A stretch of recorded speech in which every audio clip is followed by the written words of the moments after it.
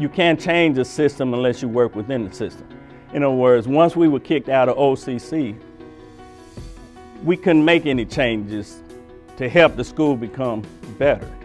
And so what I learned in my role, whether it's with serving on the board of NAACP or working in the school district, is number one, you got to understand what rules you're operating and then operating within the rules.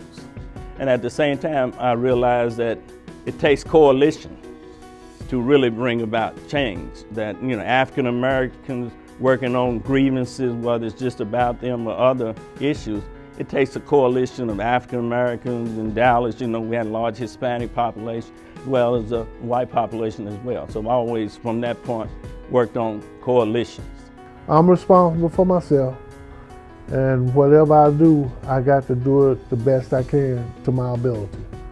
And I just, like I say, I didn't look back. Once that happened, I kept in touch with my friends and this and that, but I moved on. Inclusion, I think it's important that we appreciate the differences. We're all a difference. And my experience has been sometimes we try to change people to our culture, and instead of accepting the differences and learning and growing from the differences. I think the first lesson is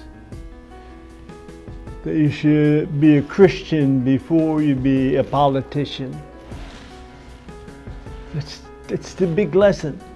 All of our schools have had problems because we were politicians first and Christians decades later. Each of them, 1, 2, 3, 4, 5 decades later, they fell in one at a time saying we did wrong. Well, if you were doing and following the principles of the book, you know they would have never been wrong. If the rule is wrong, it's wrong. Stand up for what's right and what's wrong. If you don't, people get hurt.